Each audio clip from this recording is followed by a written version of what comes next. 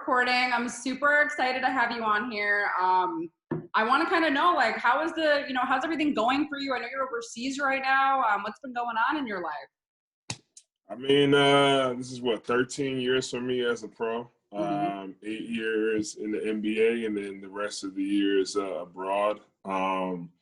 Obviously, you can't leave the U.S. other than having some type of business. So it's pretty much the first time that I traveled throughout, the pandemic, and the longest drought that I've been to be able to travel.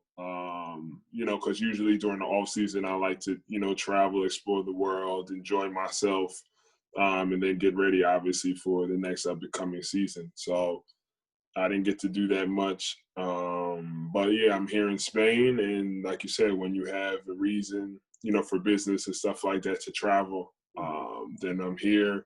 I had to somewhat, quarantine for a few days, take my COVID test, and then, the results came back negative, God willing, and then, started practicing, and the rest seems like it's regular for the most part. Yeah. Is it kind of the same over there as it is here in terms of people wearing masks and the social distancing? Oh, and the things I mean, it's a global pandemic. I mean, it was overseas before it was in the U.S. So, everyone pretty much is on game of how to do things over here more than when it was when U.S. took over for having the most cases, which is obviously a shame. Yeah. To the point where, if everyone else kind of knew what was going on, we could have kind of been more prepared.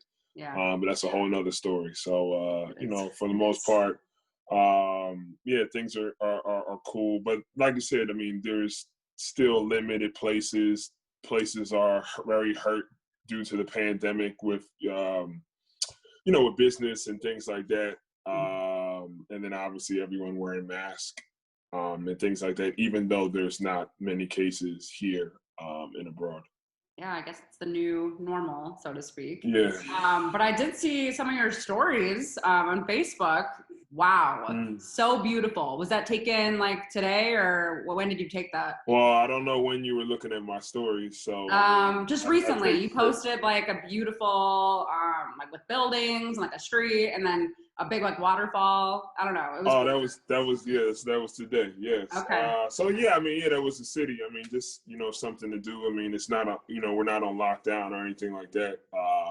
But yeah, I mean, I'm a type of person where I travel abroad if it's not just for business but for pleasure as well. And people like to see the places that I'm visiting. So I don't feel like I'm a man of many talents with taking certain artifacts of certain photos and things, but it's something I like to do. I liked it. I mean, I was like, wow, I want to go there. I've heard really good things about Spain. So, for you, I think a lot of, people don't necessarily understand like the transition from the NBA to overseas. Was that transition smooth for you, or did it kind of take you a little bit of time? Well, I mean, I would say a little bit of both. For me, I'm always, in any type of business, everything is planned before I would ever step foot on a plane. I'm not just, so I was a vet in the NBA and being able to, know the ins and outs of that league and things like that. And, especially being a vet too, and then playing abroad, you do get looked at a certain type of way. You do get a certain type of good treatment. I'm not saying that I are looked upon different than other people, but, being in the game for a certain amount of time and being respected, you're getting taken care of, nicely. So I would say, I went to China for the first year abroad. And then my first year in Europe, I played for Fenerbahce in Turkey, which is a powerhouse of Europe. And then I went back to China, and then I finished in Spain last year. And then came back to the same team as well. So, I mean, it for sure is different when it comes to, at times in Europe, you have to have a roommate, kind of like when it comes to college. That's something I'm not I was not used to. Mm-hmm.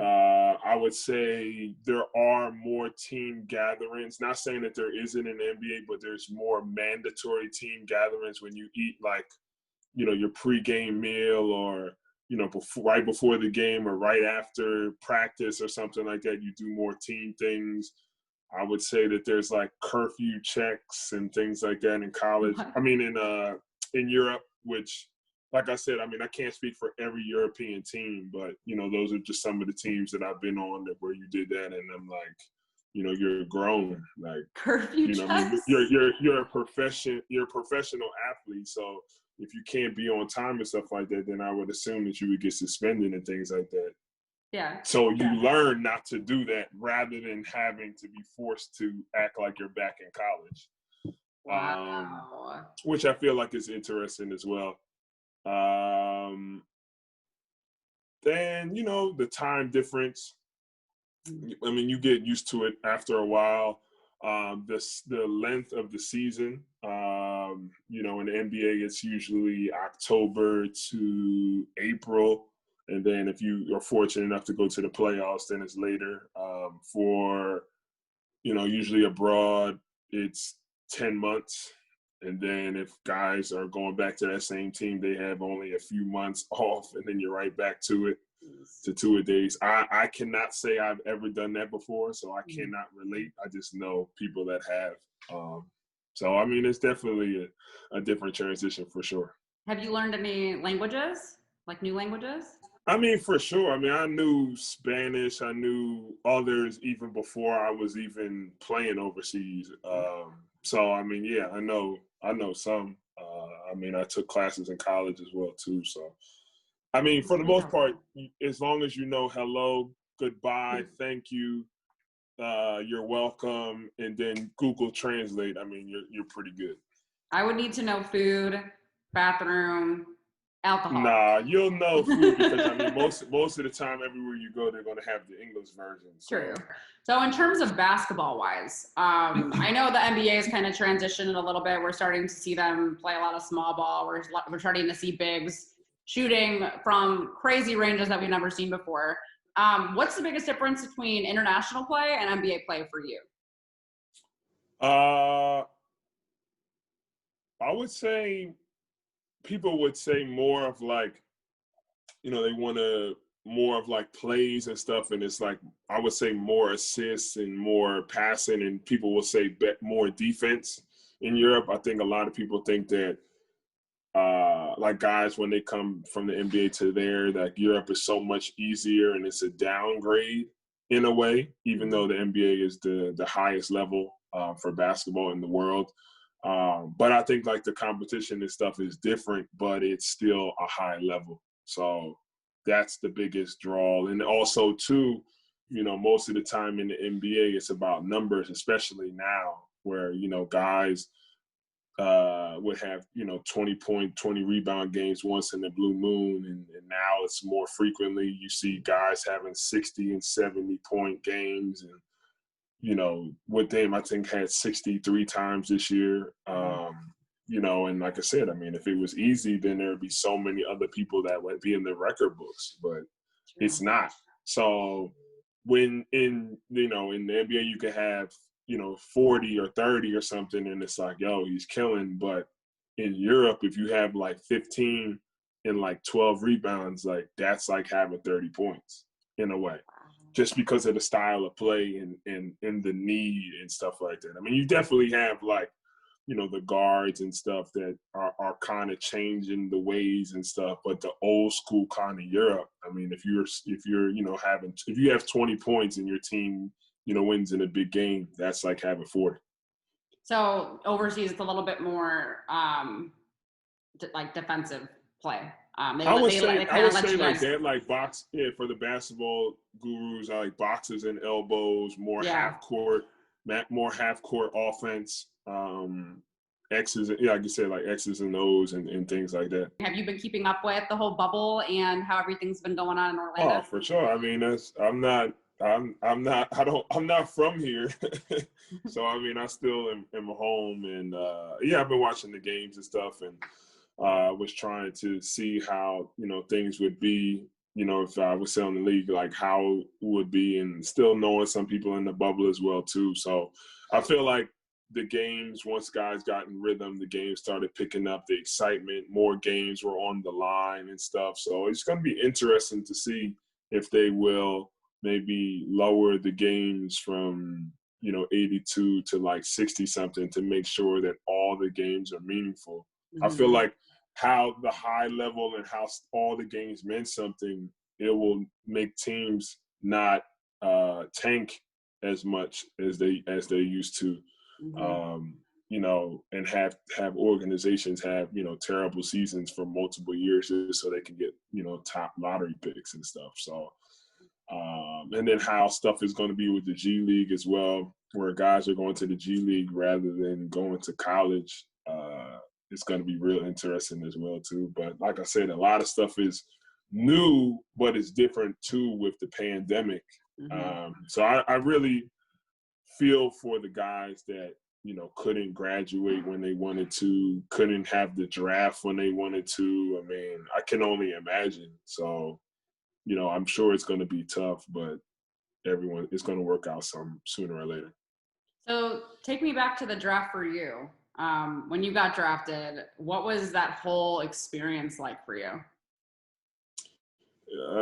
It's always crazy, especially always talking about it and bringing it up, because my story is a little bit different than your average, person, coming from Jersey and being a scrawny kid and growing 9 inches in high school and 3 in college, going to Rider University, which is, people that even in the state don't even really know where it is, down the street from Princeton.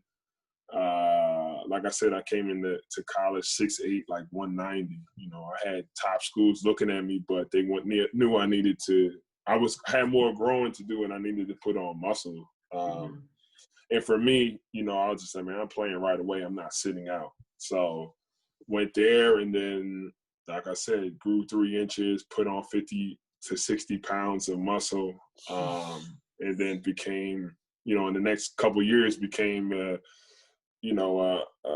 potential, first round pick, and then, started doing well in the draft workouts, had a big, huge senior year, and then ended up getting drafted 12th overall to Sacramento.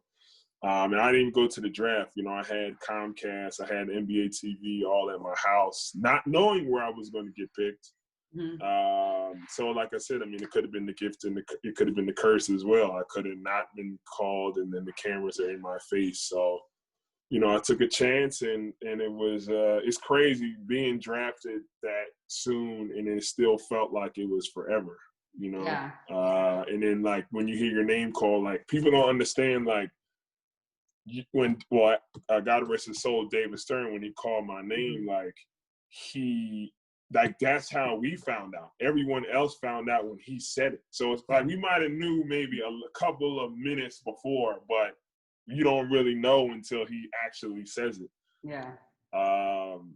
So just having my family there, or selected family, going outside and having a whole neighborhood outside, like you don't even know like they're like with you like that until I went outside, and it's like hundreds of people outside, like, and stuff. So it was overwhelming, to say the least, and it just, all the hard work you put in as a kid, like going to the park, riding your bike, putting in all that work that whole day is like for it.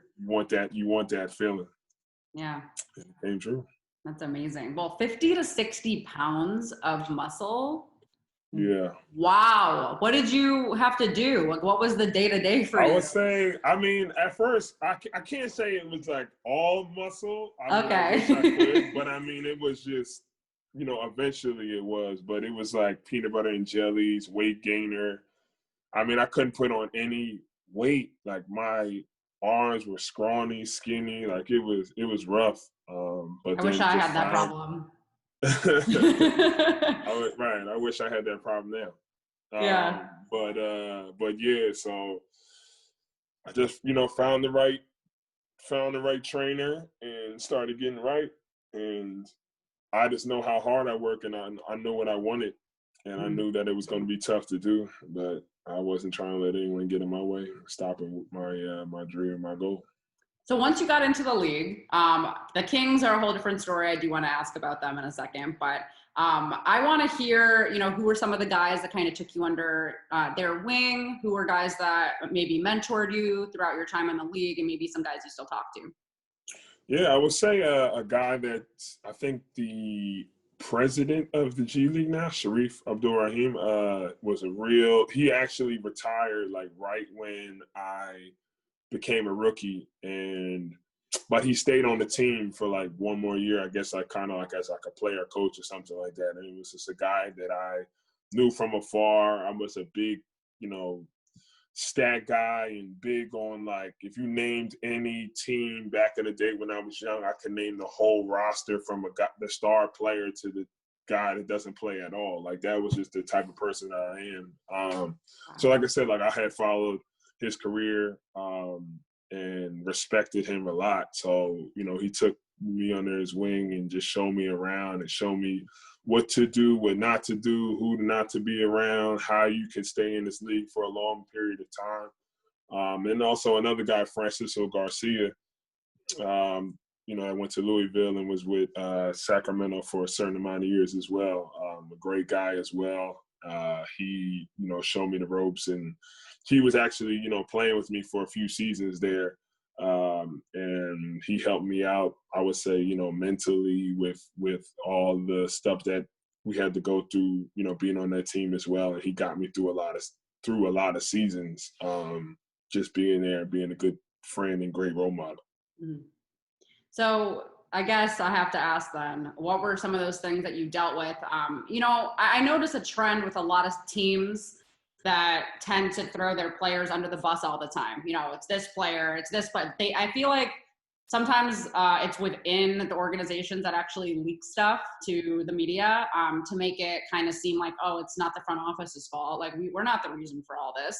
But then you start to notice, like, over the years, like, okay, there's a reason why the organization is bad, regardless of how many times they pick top players in the draft and they make the right trades. And, like, there was a point where they had, like, a solid roster. What was going on with that organization? I mean, I can't really look. There's certain things when you're young. Like, I went to Sacramento as a kid, and I literally grew up in that city, right? So there's obviously going to be love and hate. That's just like you being in a relationship or you having your brothers and sisters. Like, it's going to always be like that because I was there for so long. And, I was there for 7 years and had 7 coaches.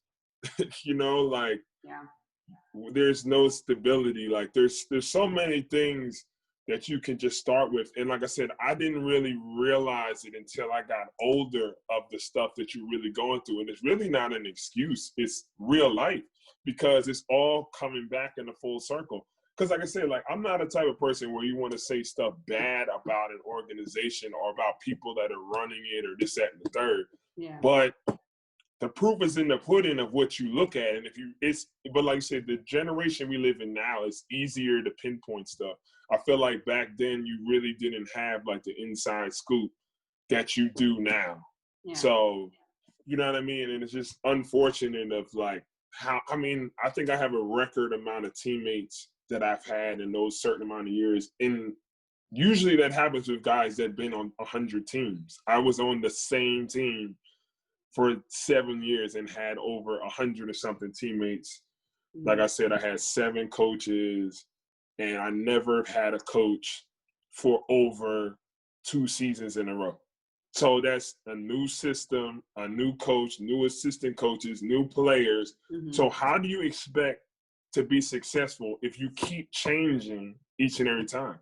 Like I said, I didn't really understand that. But in that type of realm, you have to make sure you're good and, make sure that you're being able to provide for your family and stuff as well. Because at the end of the day, one person or a few people cannot win games. Like, basketball is a team sport. So you just, like you said, we've seen over the years where even superstars need another superstar to be able for you to win the big thing, let alone games or consistently.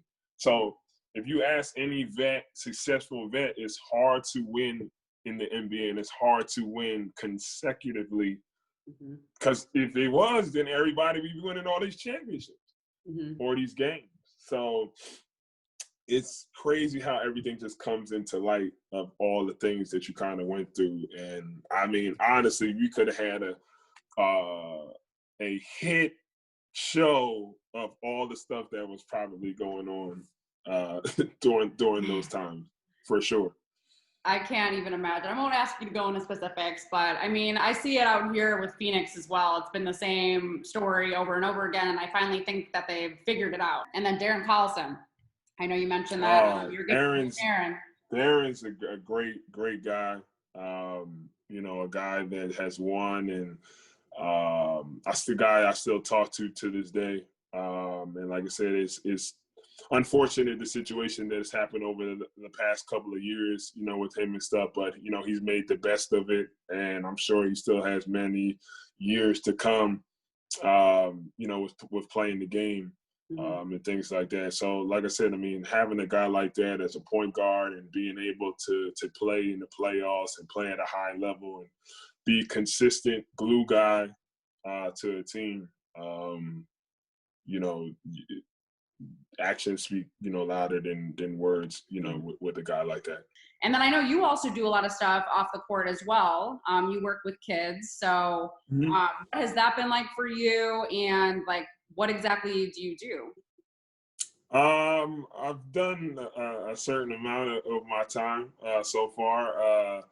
Unfortunately, my cousin Tiffany Carroll passed away with a certain heart disease, hypertrophic cardiomyopathy. So I teamed up with the American Heart Association to be able to do research to try to avoid, you know, heart disease, obesity, diabetes, and the list goes on, to just try and teach kids and young adults at young ages to be able to eat healthy.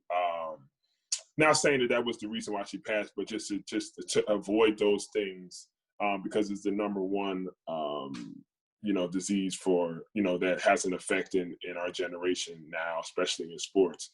And then also too, I've been, you know, giving back to the less fortunate as well. So I did a program called Limelight, which is learn, imagine, voice, and educate. And it's pretty much just teaching young kids and adults about, you know, regardless of, you know, I'm here and I'm talking to you because of my basketball talent and things like that, you know, growing up. But God forbid anything, you know, happens to me with my basketball career, I still have an education. You know, I went to Rider University and have a degree in communications, TV, radio. So I always tell them that regardless of any goal that you have, you know, you should be able to still educate yourself and have a passion to want to do something, because, you know, athletics and basketball and other sports don't last forever.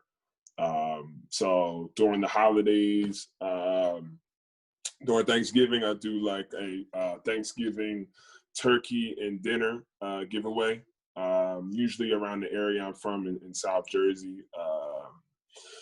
And then also Christmas, I do like a shopping spree for less fortunate kids as well, which has been successful over the past, you know, 10 to 13 years. And we keep that rolling as well. I think the best part about that is, and over the years, like I haven't been able to attend abroad, but it still runs smoothly and things like that. And it's going to great kids. But like one of the kids will every year will, you know, get something that you don't think that would be for them. And then you're like, yo, hey, you know, why are you getting this? And then they're like, they want to get something for their siblings or something like that. Like that's the best feeling in the world. It's like they're not only thinking about themselves, they're thinking about their other siblings or family members.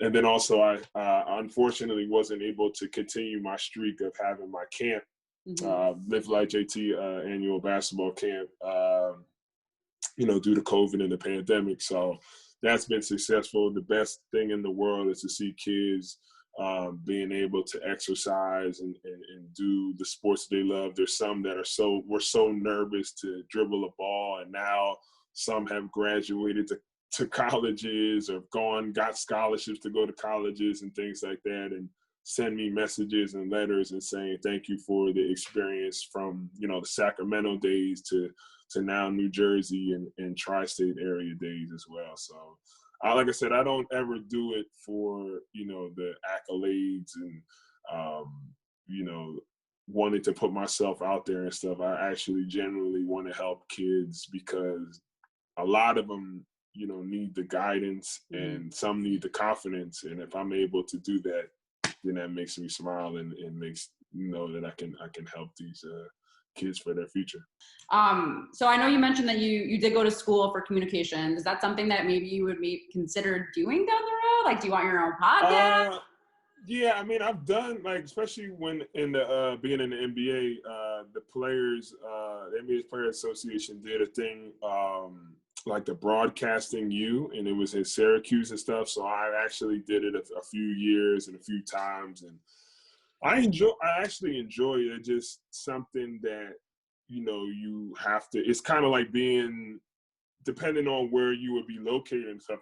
It's kind of still being an athlete in a way, which you would still have to, you know, depending on if you're on a certain team, you have to travel, you be away from your family and stuff like that too. So it's definitely something I may want to do. I might not want to do it full time, but, you know, maybe getting to that limelight, the podcast, I had done that a few times as well. I just feel like sometimes it's tough because I didn't want to put all my eggs in one basket in that, knowing that I could still be able to play basketball at a high level.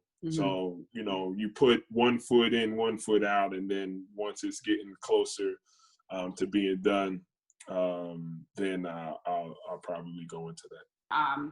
Just, you know, the mental capacity that you guys have to have on a day-to-day basis in terms of just what you deal with. You know, you go from not necessarily making a lot of money to making all this money, and then you're trying to figure out, you know, who do I trust? You know, or like, who are my real friends? How do I trust, you know, females? It's another thing. Like, how do I know this girl is really for me and not for my money? But I think these are questions that I always want to know and figure out how you kind of navigated that. Well, I feel like the time when I got drafted in, was it 2008? Mental health wasn't really talked about as much as it is now. And I'm actually happy that, you know, guys in the NBA and other sports are coming out and stuff like that. It's a real thing, you know, and it's great that it's being talked about, because I feel like nowadays keeping it to yourself actually pains and hurts people more, and it affects to what they're doing, if it's their job, it's their family and stuff, rather than actually letting it out. And I think it's very, very important, because as much as the people that we may look up to, they're probably going through the same things as well, while they're trying to help other people get through it as well too. So it is a real thing, but I'm glad that it's being touched on. And like I said, depending on your status of how you things got to do, you got to worry about family. You have to worry about staying healthy. You have to worry about winning. You have to worry about, I mean, then the list goes on. And these are things where, you know, if you go on social media, everything is good, but, you know, you're not supposed to write. I mean, some people do, but you're not supposed to, you know, post your bad times and stuff like that, because everyone has to know, everyone has people looking up to you, regardless if you think it or not. Right. And, you know, even if you're not the superstars or whatever, but that person has someone in high school and college looking up to them. The person in college has someone in middle school and elementary school looking up to them. Like, you know, if it's a sibling or it's a fan or whatever. So you're under a microscope, and that is stressful, because you want to live your life. You want to be you. And nowadays, with the TV deal of the NBA and all these contracts being even higher, then that's more pressure of you to being able to perform and play how you're supposed to do. So nowadays, with the, you know, one and done in college, or even maybe not happening, you're having a 19-year-old try to put a whole franchise on his back. And if he has one bad game, then nowadays, you know how social media is. I mean, they're going crazy on him because of that, of being a number one pick or first round draft pick. So that all is in one box of mental health, because, you know, you have all these type of things where you have to be able to to deal with. And like I said, you signed up for it. So yes, everyone is like, yeah, you guys are making this type of money, you should never complain. But these are the same people that think it's very easy, and then all they're doing is sitting on their couch drinking a beer or drinking a drink and watching us having to perform. Mm-hmm. You know what I mean? And whatever they're doing, they're probably stressing over it, but it's easy for them to complain about what we're doing rather than, because they're not under the same microscope that us athletes and entertainers and performers are on. Mm-hmm. No, that's very true. And I think it's good that they are recognizing it. But as you mentioned, it's like, I think what I took away from that is Zion Williamson right now. And I'm assuming, you know, you've kept up with everything on social media, and everything that people are saying about him is like, oh, there's something wrong with him. Oh, like he's fat. He needs to lose weight. He's not moving like he should. You know, we saw Alvin Gentry get fired. And it's like, let's just let them figure it out, you know. And I feel like we do put, as a media member myself, I mean, I've done it before where I'm just like, damn, like, you know, this guy, like, what's going on? Like, #1 draft pick, like, you know, they should have made the playoffs, blah, blah, blah. But then you have to like take a step back and be like, all right, this kid, he's young, you know, teenager, like can't even drink yet. Like he can't even do all the things that he wants to do. He's not even an adult. He hasn't even developed mentally fully, you know? So I think that's a good point. And then how did you know, balance your friend group? Like, did you end up like, I'm just curious if like you went into it with the same friends that you have now, or did things kind of change? Well, you already know, like right when I heard my name call, I started hearing from people that never wished me a happy birthday. And at that time I was 21. So never wished me a happy birthday, never said Merry Christmas, had my number, had any, at that time, I think it was Facebook and MySpace. At the time, AOL Instant Messenger, you have all You're showing your age. I mean, it's fine. It's cool. I'm an 80s baby, so it's all good. But yeah, I mean, so to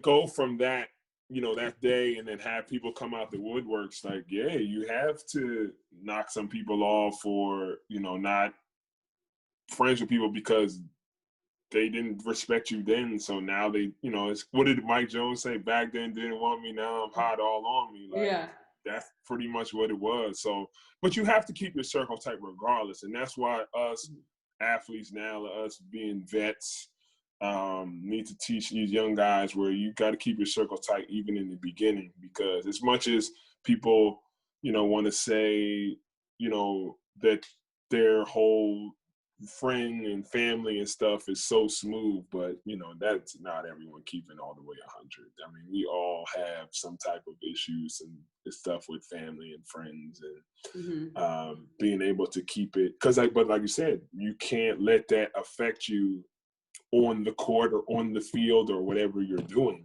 And these are stressful times when you have to deal with that, because these are probably people that you should be around, but you can't because they might bring toxic stuff to you. Mm-hmm.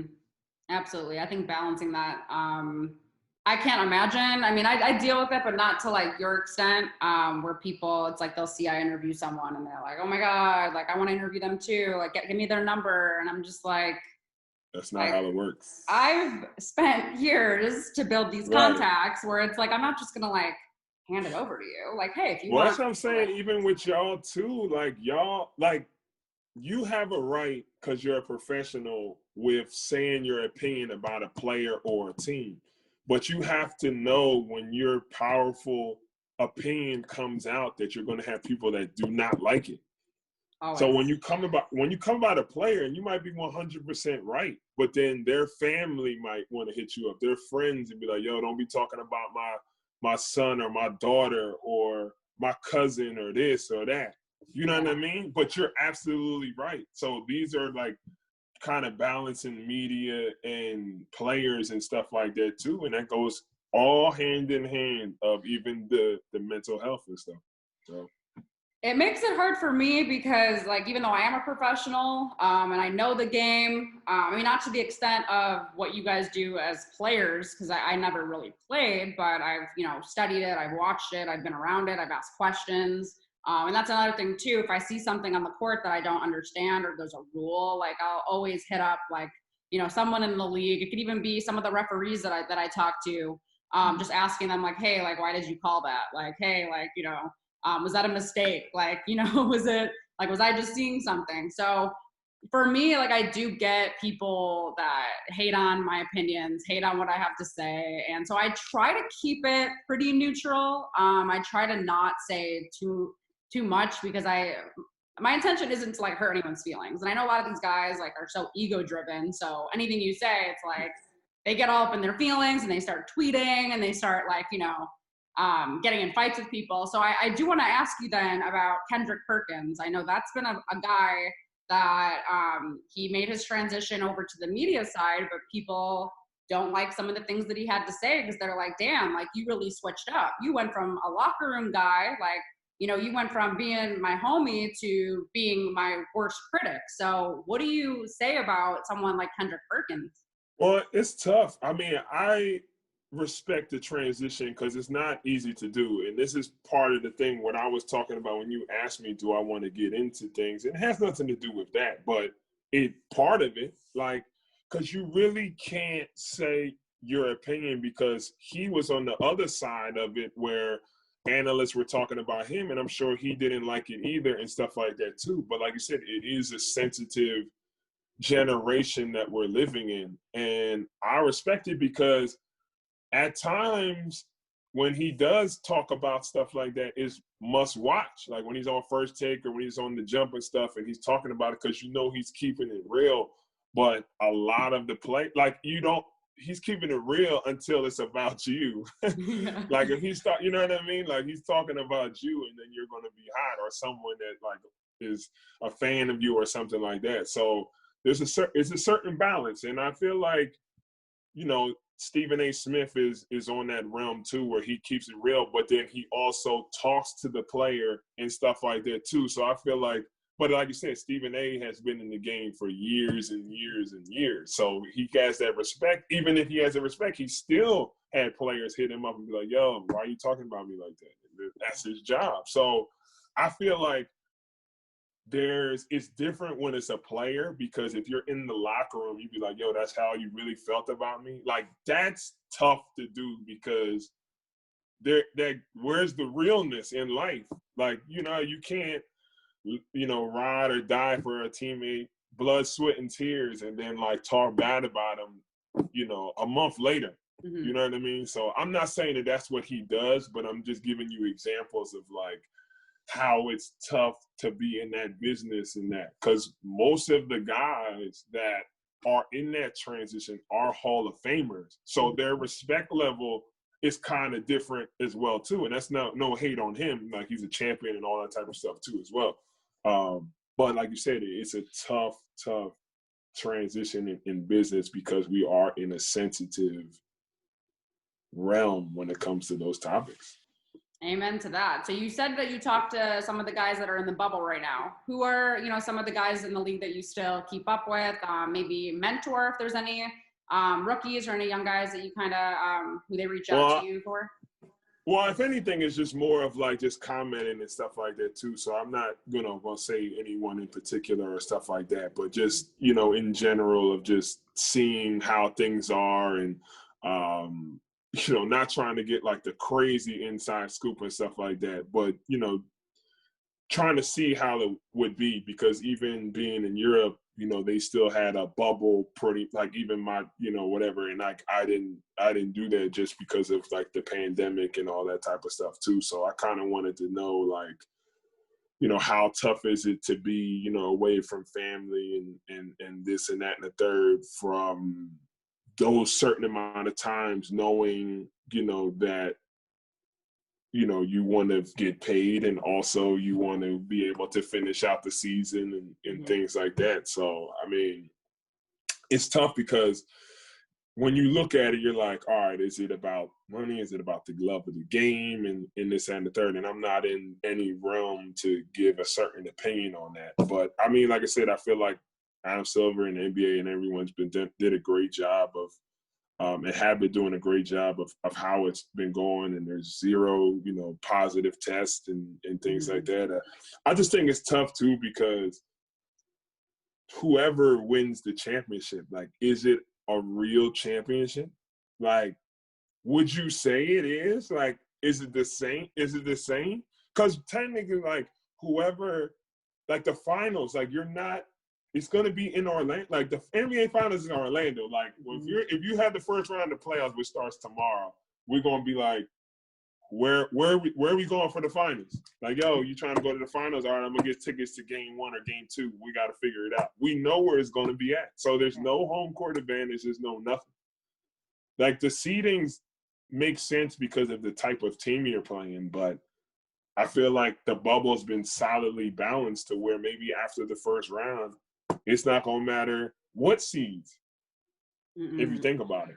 I think it's been pretty, like, all the games have been pretty much close. I mean, for the relevant teams, I think we've seen a lot of, it's actually made it more competitive. I feel that without basketball for so long, they were like, yo, like, we're going to, put on a show. And I think, as you said, everything was uncertain. And then we see how everything's been played out. And it could honestly be anyone's game. Like, I think at any time, I mean, yeah, we could talk about, the Clippers and the Lakers of the world, but I mean, we've still seen some lapses there too, where you're just like, I don't know. But in terms of like putting an asterisk next to it, like, I don't know. I mean, I think these are different times, but I think almost in some aspects it's harder, in other aspects it's not. And I think the home court thing, I mean, when you were playing, does it really make that big of a difference for you when you're away or when you're at home?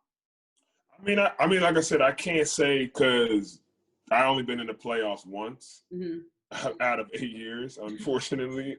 So, I mean, I think like it is for sure. It's a big difference. But some guys would be like, I still perform on the road, yeah, but there's a reason why you want to have the best record, because when it comes down to having the first 2 games, you want to have them at home. I mean, there's a reason. Now, it puts pressure on the home team, because if you lose one of them games, then the series is changed, drastically too. So we all know the game where each game is important, but I don't think you compare this to like the lockout, like when the Spurs won that year, I'm sure that was an asterisk to some people just because of the shortened season. But I don't know. I think when it comes down to it, like right when that first playoff game starts, it's going to be like whatever. But I know the grind is definitely different than an actual season. Oh, for sure. And it's not even just like, the workouts that they have to do and like getting acclimated, back from not playing, but also the things that they have to think about on a daily basis when they wake up. They have to constantly be monitoring themselves. They have to make it to the testing, to go get COVID testing every day. Some guys are missing those appointments. I know they got a lot of, crap for it, but I'm just like, hey, like, I can't, like, there's certain things that like I need to do throughout my day, and I have a whole checklist, and I even miss some things. So like, I can't even imagine like that mindset of like, okay, I have to do this, and this. And like, as an NBA player, you guys just kind of like go as you need, like you guys just do as you're told. It's like you kind of, I mean, there's been some guys where I'm like, oh, when do you come back, to Arizona to play? They're like, I don't know. Like, I don't even know, like, who's playing next, I don't even know who we're playing next week. So I can't even imagine like that. I just don't know how that information is not enclosed and it gets out the bubble and like to the media. I don't understand, like who's the person that's coming out and be like, yo, they like, cause that's low key, like, why can't it just stay under the rug? That's what I don't understand. But well, because then they can't play. So if you don't get tested every day, or if you miss the test, so then you want to know the reason why. Okay. Yeah. So if they're like, oh, they're not starting. Like, I remember he missed it, and then he wasn't gonna start. But I think he came in a little bit later that game. But we were all just like, damn. Well, you can't say that he like missed curfew or something. Like, wouldn't that be a little bit better, or is it both the same? I mean, I don't really know if there's technically a curfew, but I think like that would be worse. Like if he's like out and about, like doing, whatever. I mean, they kind of have that monitored. I don't know if there's technically like a curfew, but I know that they do have like wristbands, like these like little things on their wrists that kind of go off when you're too close to someone, and then you have to like social distance, like when you're at dinner. I don't know. There's a lot of like different rules, and I know that some of the guys have been like pissed at certain points because like they're really strict with the masks, like very strict. So like if you don't even have it on, if you forget to put it on, or if it's like below your nose, like they come after you. And I know that it's stressful. Yeah. I get it. I don't like to wear that stuff, and you're in like humidity. It's hot as hell down there with and it's like, you know, humid. So I don't know. The whole thing is just crazy. I don't think I'd put an asterisk with it. I would just say it's a normal season. I mean, it just should be considered normal. I don't know. So I know you also played with the Warriors for a short time as well. So you actually got to see the shift of the game, how it changed from, you know, not necessarily all the shooting, but now we're seeing all the 3-point shooters out there. So what was that like, kind of taking, you know, a front seat, seeing the way that the evolution of the game, and then playing with Steph, Clay, and all those guys? Yeah, I mean, it definitely was a drastic difference going from, you know, being with one organization and not making the playoffs to, you know, being with the defending, you know, champs, you know, at the time when they won their first championship, and then being on that team and then having the best start in NBA history was, you know, obviously historical and stuff. And like I said, just seeing how things were done, you know, as players differently, as an organization. And, you know, with coaching, you know, Coach Kerr had to miss some time with, you know, some certain issues or whatever. So that's when Coach Luke Walton was the coach, and like I said, started becoming, you know, in the running of being a head coach once that season was over, and things like that too.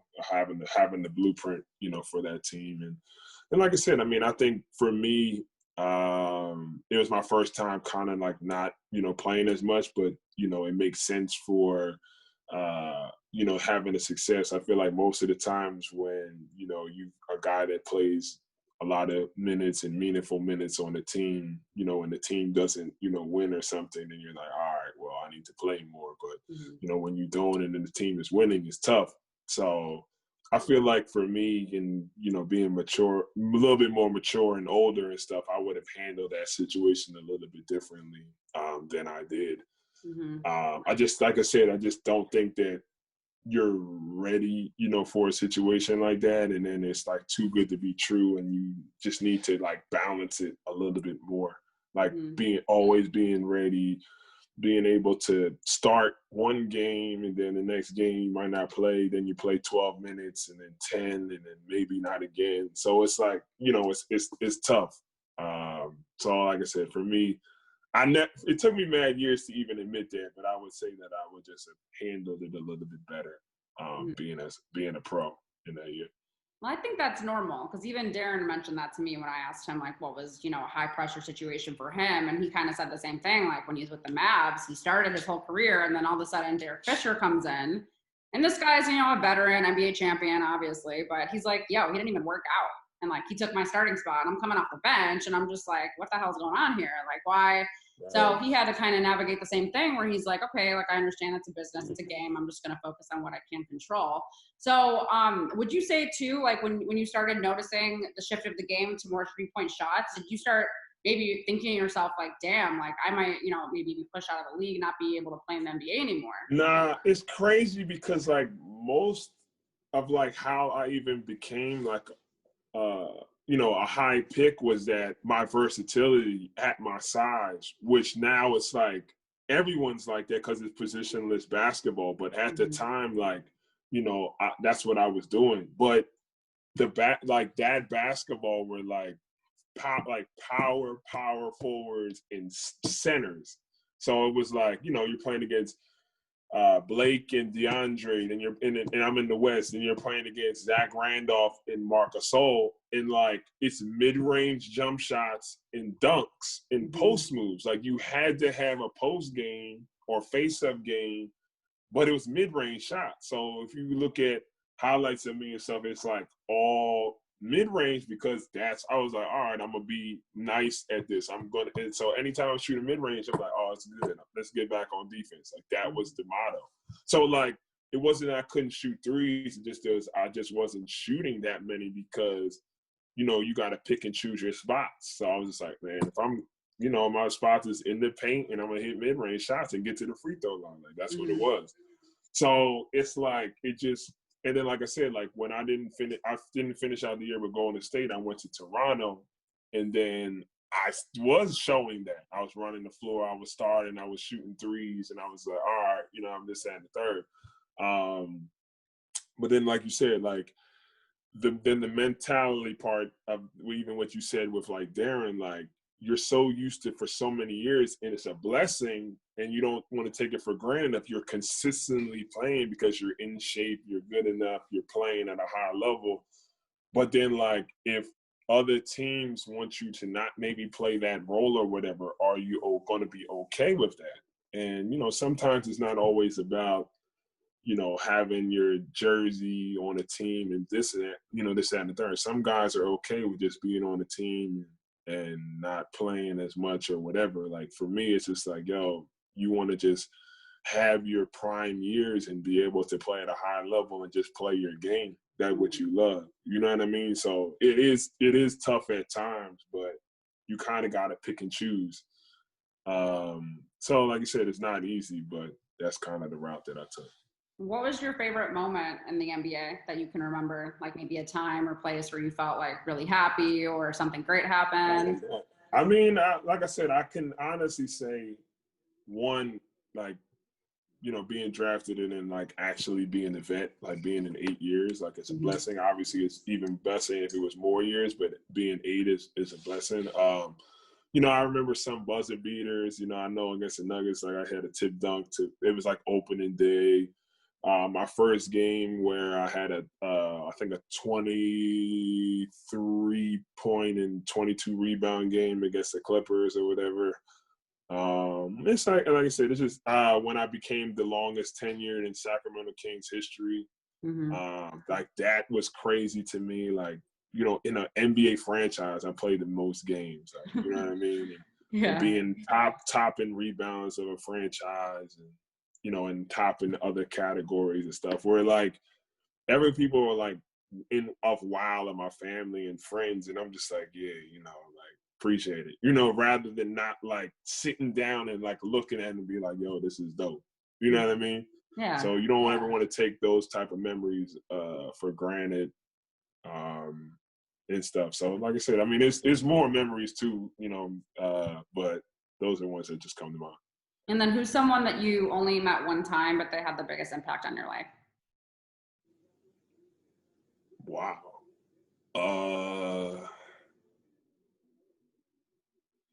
Only one time? Yeah. Dang. I know it's a hard question. I mean, I don't, like I said, I don't want to sound like generic, but like I felt, but I met this person like more than once, so I don't know. Then like, you could just say someone. Like I said, I want to say like Michael Jordan, like him and the impact that he had and being able to,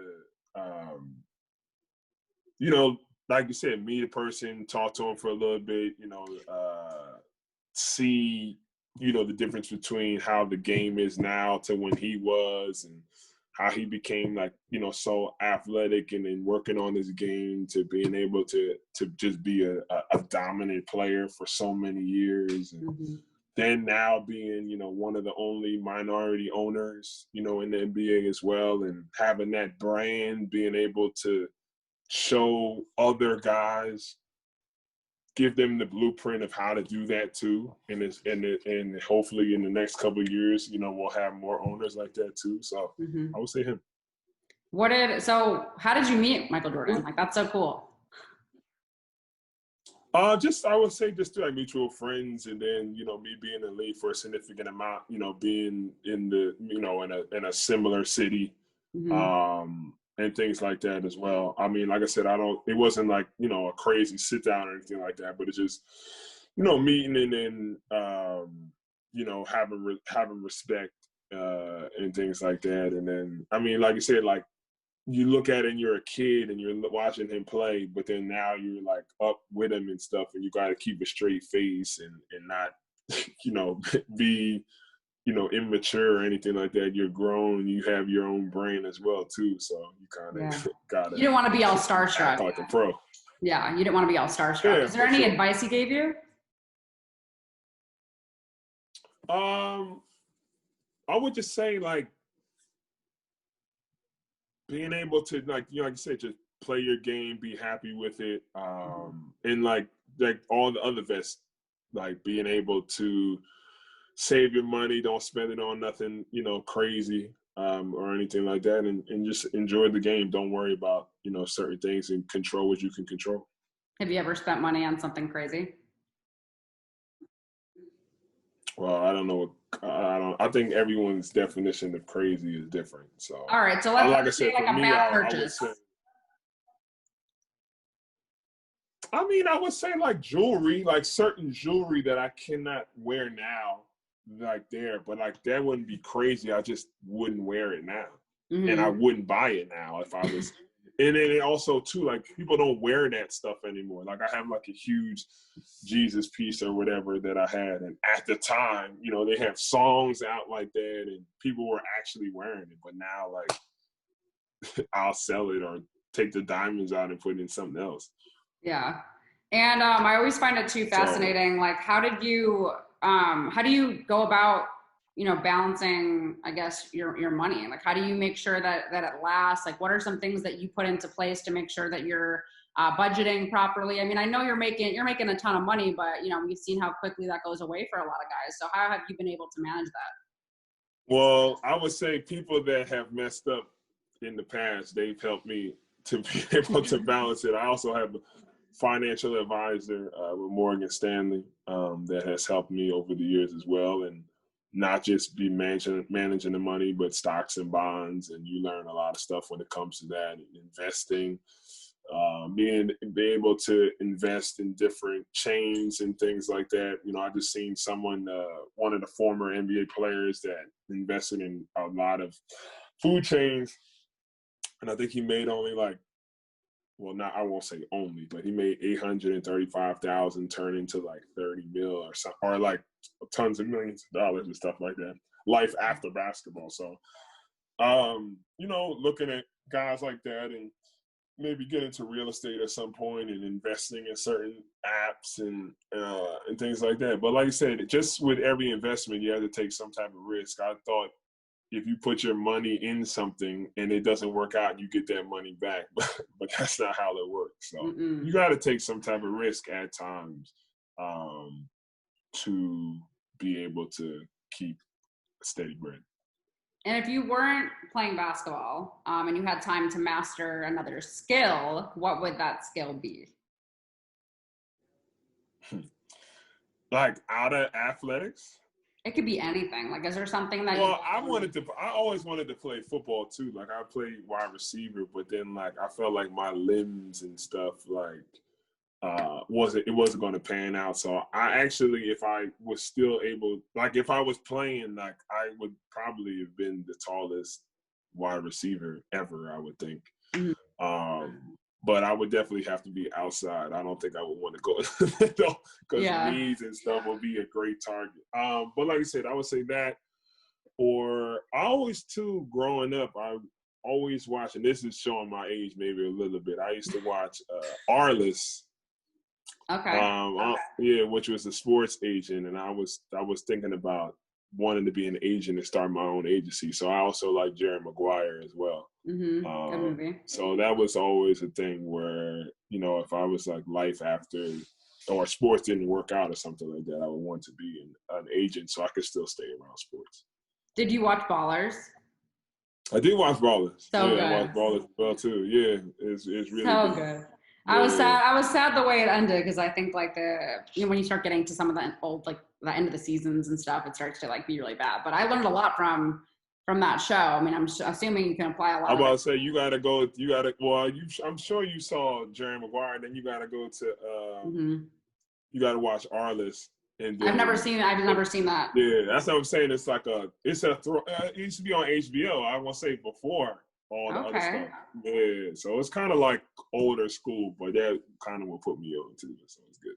And then besides basketball, what else are you passionate about? Like, what's your creative outlet?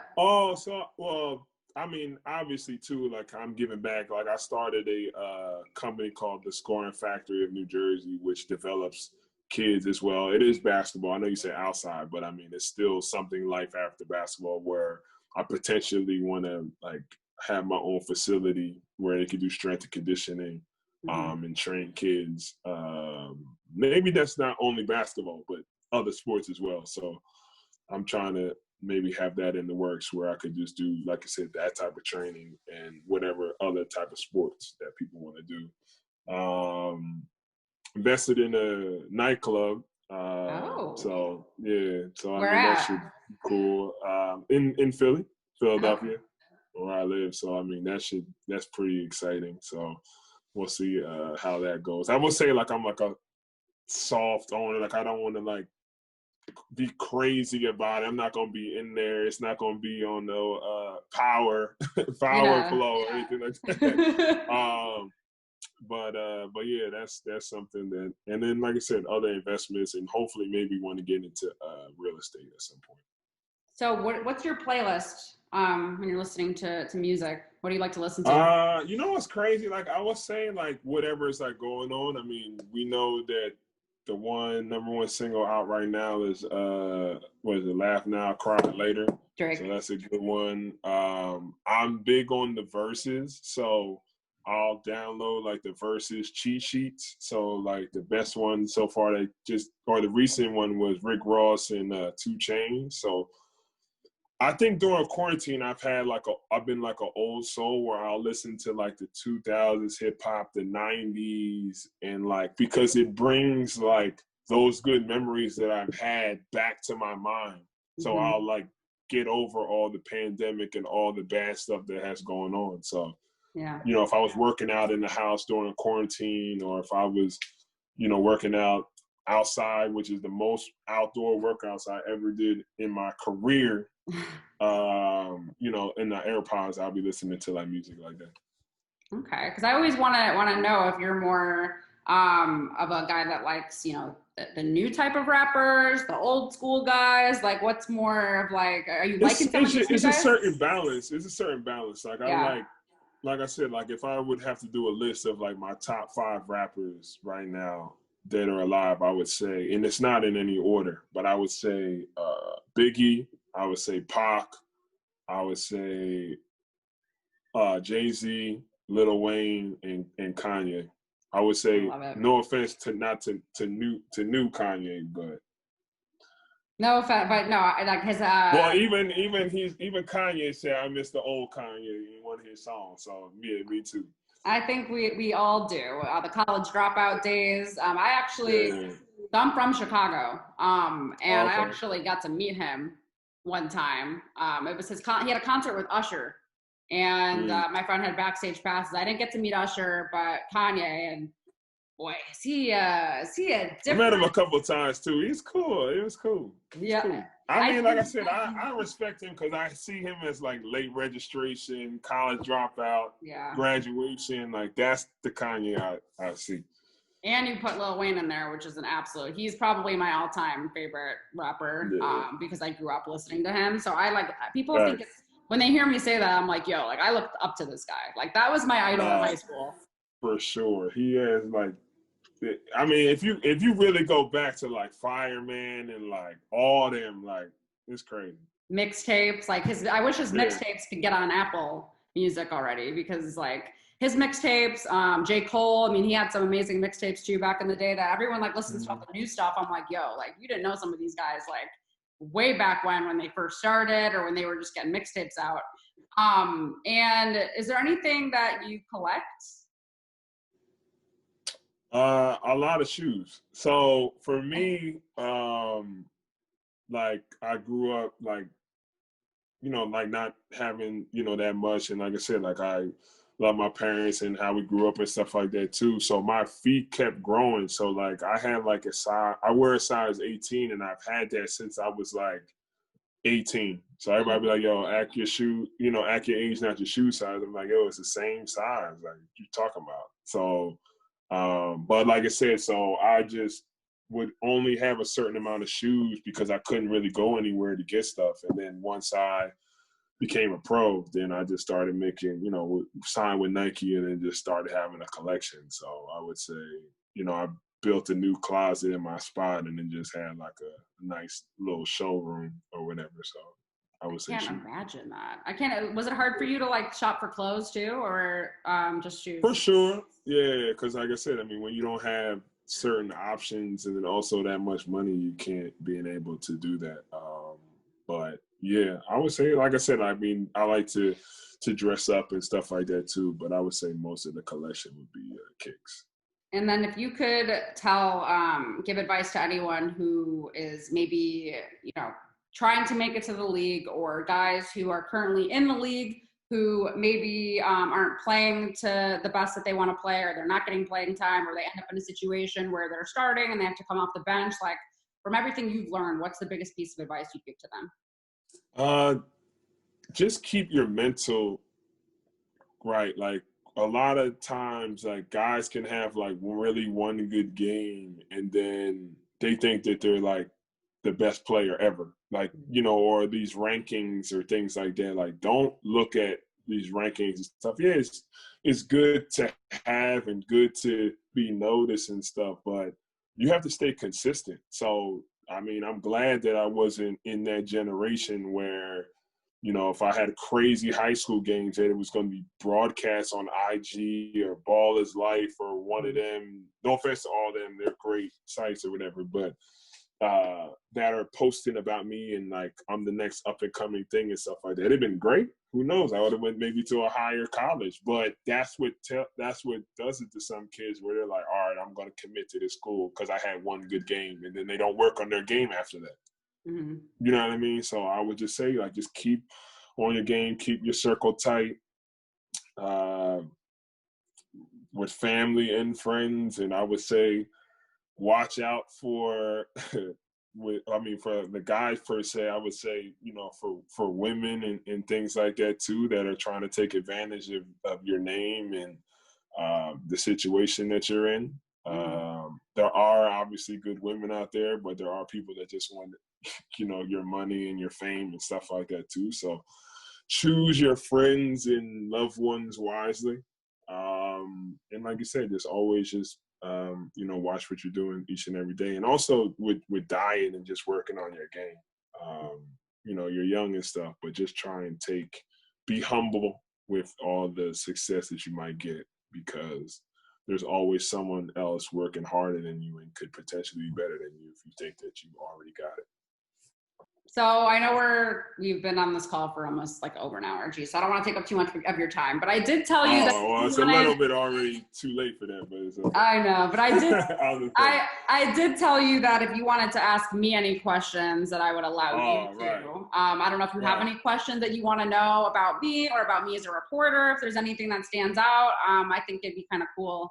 What made you want to get into like the broadcasting, like TV or radio, or is it only TV or whatever? Like, what made you want to get into that, like, major in college? Well, at first I was a sociology major, so I knew that I always wanted to do something with people, the study of people, whether it's like psychology, sociology, or just something in that realm, because I really like to know people. If that makes any sense. I like to figure people out, or just kind of like to read them and just understand people from an empathetic standpoint. So I was always a sports fan too. So I was like, all right, let's combine the two. Like, why can't I, I love basketball. I grew up watching sports my whole life. And even though I didn't play, it was still something I did every day. And so I was like, all right, let's combine the two. Let's combine talking with people, telling stories, and then let's combine that with sports and basketball. So that's kind of why I got into it. Okay. And then being in this realm of athletes and stuff like that, how hard is it to be able to, I guess, like, be a woman in that field, and then having like guys like step over the boundary of, like, maybe trying to like holler at you or something, or like just keep it business, or or something like that?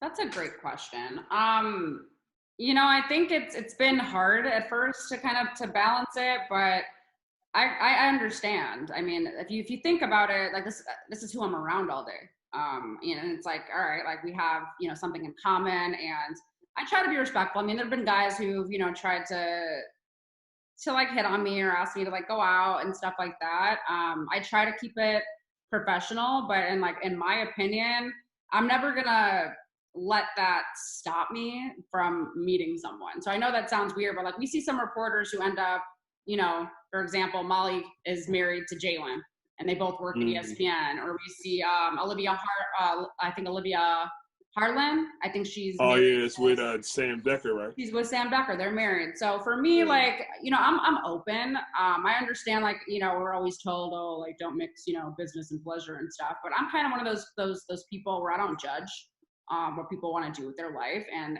if there's a situation where I'm like, okay, I might be interviewing this guy, but damn, like, I really connected with him. There might be something there. Like, I'm gonna pursue that. And if my employer, I mean, obviously, if I work for a specific team, that's where I think there'd be an issue. Where if like I'm Draw the working, line. yeah, like if I'm Yeah. working for the Rockets, like no one on the Rockets. Like that's to me a conflict of interest. Like you can't do that. That's not cool. But if you're working for like a Right. network like Fox Sports or ESPN, I don't necessarily find that to be an issue, and I feel like there's ways around it. But yeah, I mean, you manage it. I'm used to it. I'm used to walking in there, and I'm tiny too. I'm only 5 feet tall, so I'm like, Mm. there's you guys are all like 6'10", 7 feet tall, and Right. I've just gotten used to it. But yeah, I mean, I get hit on, but it's almost like a compliment. Like, oh, okay, like cool. He thinks I'm cool. He thinks I'm attractive. Like that's cool. So All right. it's a balance. All right. And then also, like, where do you see yourself, like, in a perfect world in the next, like, 5 years or so? Like, where would you want to be, like, your base or, like, a network or something like that? It's a great question. So right now I'm actually torn in the middle. Just obviously the pandemic messed things up because I was really starting to take things back off again this past March, and I had a couple opportunities lined up, and then boom, the pandemic hit. So I'm like, fuck, like what do I do with my life now? So right now, currently, like I'm not working for any companies, but I've built up enough credibility and enough, connections where I can still do what I love, and that's interviewing people. So I'm in between wanting to build my own platform and have like my own show, kind of like Oprah what she had, but obviously I want it to be more catered to just athletes. Of course, yeah. So I want my own show, whether it's virtually right now or like in a studio, and not just do interviews, but maybe talk more about the game, and give people news. But then I'm also like, well, on the flip side of things, like working for a network would be great. Like ESPN would be awesome. Fox Sports would be awesome. Like I would love to have my own show on one of those networks. And even if it's not on TV, like I like doing the online thing. I feel like so many people, especially the younger generation, are going more toward Clicks and stuff, yeah. yeah. So I'm like, all right, like if I could have my own show like on Facebook Live, or if I can have my show on any of those platforms, like I definitely want my own show. But right now I'm kind of torn because it's like, all right, I don't have enough money to start my own thing. So I'm kind of just, working with what I have. Thankfully, I know how to edit and film, and I know how to, do my job as a reporter. But then it's like, okay, working for a network would help me get the money and the finances that I need to be able to build my platform the way I want it to be built.